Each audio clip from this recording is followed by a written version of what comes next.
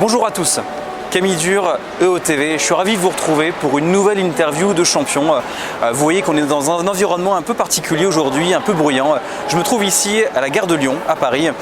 J'ai la chance aujourd'hui de rencontrer Joëlle Redor, qui a eu l'occasion d'être une des grandes animatrices de la démarche Excellence Opérationnelle pour le groupe SNCF. Et elle va nous raconter un peu comment elle s'y est pris. Allez, on y va. Bonjour Joëlle, comment ça va? Très bien. Bon alors, pour ceux qui ne te connaissent pas, finalement nos auditeurs d'Excellence Opérationnelle TV, comment est-ce que tu te présenterais en quelques mots? Alors aujourd'hui je suis directrice commerciale et qualité du TER en Provence-Alpes-Côte d'Azur et précédemment j'ai été à la fois directrice Excellence Opérationnelle Voyage et directrice Excellence Opérationnelle du groupe SNCF. Bon, en quelques mots, à quoi est-ce qu'on te reconnaît? C'est quoi tes quelques traits de caractère? Alors la bonne humeur, le travail dans la bonne humeur, beaucoup de travail mais dans la bonne humeur et une relative impatience. Bon, impatiente, donc j'imagine impatiente de nous raconter comment tu as mené et tu t'es lancé dans cette démarche Excellence Opérationnelle, donc tu vas nous raconter. Allez, on y va.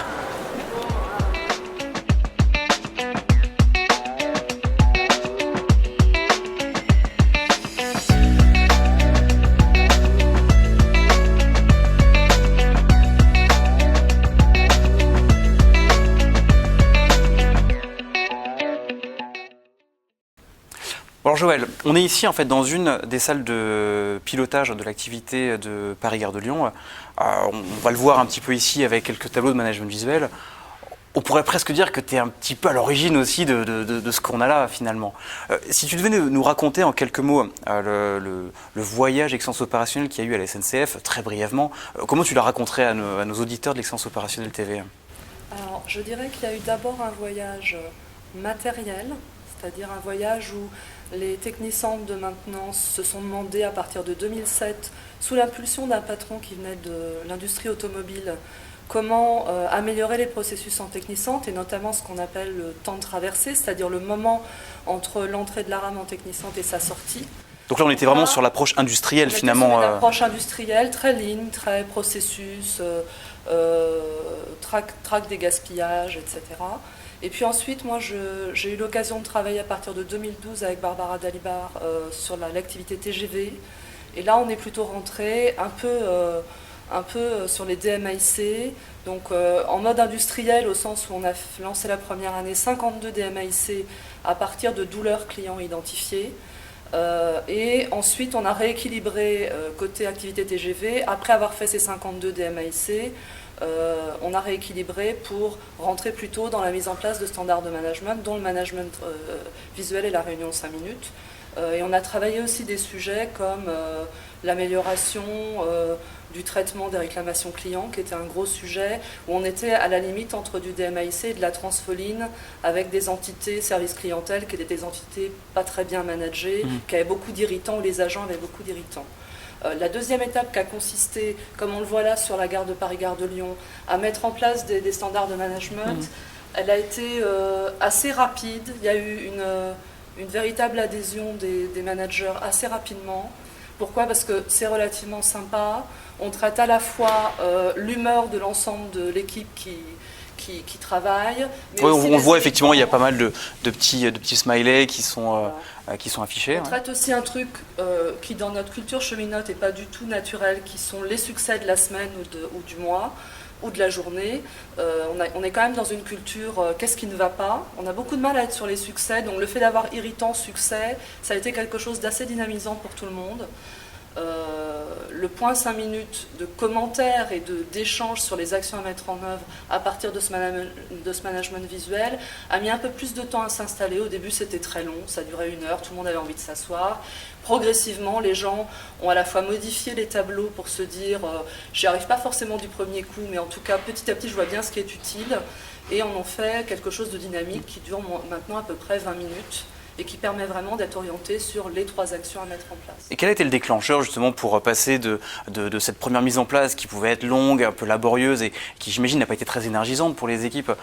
Comment tu as réussi, ou toi avec tes équipes, à donner cette rigueur, à donner envie d'aller plus loin? La première chose qu'on a fait, c'est benchmarker et démontrer par la preuve, avec des DPX qui faisaient au matériel, des chefs d'équipe, des dirigeants d'unité, que le truc qui avait 5 ans de maturité fonctionnait bien et qu'on pouvait s'en emparer. Ouais, et que ça marchait dans le groupe SNCF, dans la culture cheminote. Du coup, copier, en discutant avec un père, manager, c'est beaucoup plus facile que quand l'injonction vient d'un service central qui dit « il faut faire ». Et donc ça a bien fonctionné. Après, on a passé beaucoup le message que ces standards, c'était se chercher, admettre de progresser, d'être en amélioration continue, donc que ça allait changer 3 fois, peut-être qu'il n'y aurait plus qu'une partie du tableau une semaine après, et surtout que c'était l'équipe qui devait se l'approprier pour le construire, et ça c'est quelque chose qui a très très bien marché. D'accord. Je vais venir sur une question peut-être sensible. Dans la culture cheminote, en tout cas dans l'image que l'on en a, c'est une culture fortement syndiquée. Le fait de travailler sur des standards de management et de rituels d'équipe, comment ça a été perçu ça? Si tu peux nous raconter un petit peu. Il y a eu deux étapes. Il y a eu d'abord une étape avec les organisations syndicales qui visait les boucles qualité et les irritants. Où là, en gros, les organisations syndicales nous ont dit « c'est bizarre, vous montez des comités de remontée des irritants et d'instruction de ces irritants. Or, nous, on avait le sentiment d'être un canal de remontée d'irritants. Et donc, on a eu des organisations syndicales qui nous ont dit « on est très sensible au fait que vous vous y intéressiez, qu'ils soient irritants, agents ou clients. En revanche, on veut en être. » Et là, j'allais dire que quelque part, cette première étape faisait que c'était gagné et qu'on avait en partie embarqué les organisations syndicales. Par contre, il y a eu des organisations syndicales qui ont dit « bon, dans quelles conditions ça se fait? Est-ce que l'ergonomie est bonne? Est-ce que les gens, effectivement, ne restent pas 1 heure debout ?» Mais les sujets qui étaient traités n'ont jamais été ni critiqués, ni remis en question. Et je crois que le fait qu'il y ait une vraie dynamique collective d'équipe, manager, agent, c'était plutôt quelque chose qui est bien passé. Quand on parlait des standards managériaux, dont le management visuel, tu me disais, ça fait quelques temps que tu avais initié cette démarche-là. Ça fait maintenant quelques mois, pour ne pas dire plus, que tu n'avais pas l'occasion de revenir sur les lieux du crime en Paris-Gare de Lyon. Quand tu regardes ce tableau de management visuel, est-ce qu'il y a un truc, c'est quoi ton rapport d'étonnement, un truc qui te marque, qui te fait plaisir? Qu'est-ce qui te surprend à voir aujourd'hui? Déjà ce tableau toujours existé, toujours animé, et s'il y a un truc qui ressort? Alors, la première chose, c'est que c'est le premier endroit ici où nous avons souhaité positionner une black belt de site auprès du directeur de région pour mettre en place une démarche excellence opérationnelle. Donc moi, c'était en février 2013, et j'ai une très très grosse satisfaction à voir tout le travail qui a été engagé par cette black belt avec son directeur de région et l'équipe des directeurs d'établissement. Ça, c'est le premier point. La deuxième chose, c'est qu'ici, ce qu'on voit là existe au niveau du CODIR du DR, existe au niveau de chaque établissement. Donc DA pour directeur régional.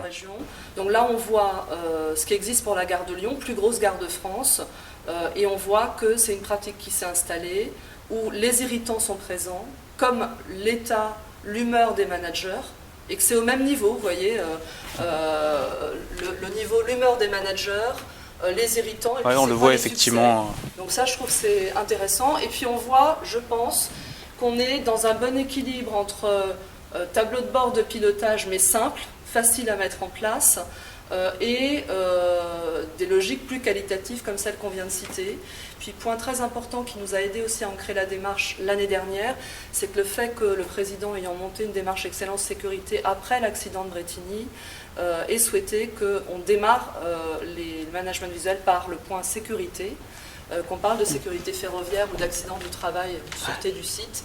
Et là on voit que ça a ancré dans le dur que, y compris le champ de la sécurité, qui est la partie noble de la SNCF, la première attente client à servir, j'allais dire, eh bien, faisait partie de l'excellence opérationnelle, ce qui était un sujet qu'on avait un peu laissé de côté, moi, les 2 premières années où j'ai pu avancer sur le sujet.